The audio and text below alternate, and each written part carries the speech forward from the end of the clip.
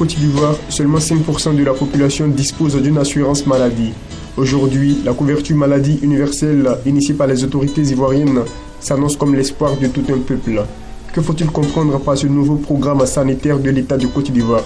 La Jeune Chambre internationale à Abidjan a ouvert la réflexion au cours de cette journée dédiée à la santé. Objectif, aider les autorités ivoiriennes à vulgariser cet instrument destiné à offrir à tous des soins de qualité et à moindre coût.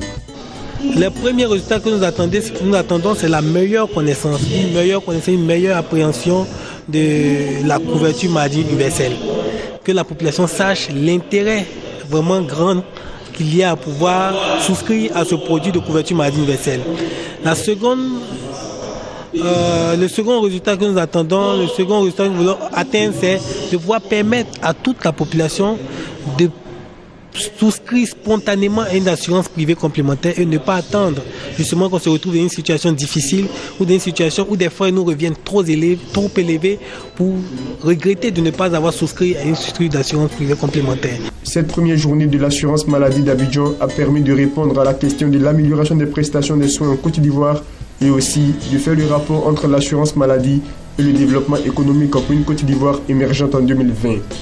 La couverture maladie universelle peut participer à l'amélioration des soins en amenant l'ensemble des populations, surtout aujourd'hui, à aller massivement se faire soigner en s'imposant le droit de se faire soigner et de le mettre effectivement en œuvre, ce droit-là. Ces populations, donc, quand elles vont aller se faire soigner, viendront avec une exigence, c'est que les soins qui leur sont promis leur soient, effectivement dispensés. C'est en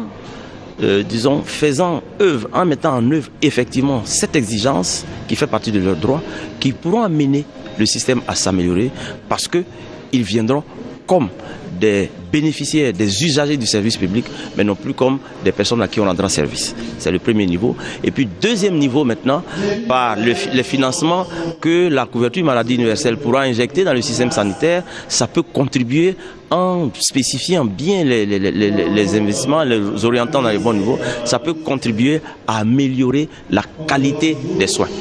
Plus la qualité des soins est améliorée, plus la population se porte mieux. La personne humaine est la plus précieuse des richesses et servir l'humanité constitue l'œuvre la plus noble d'une vie.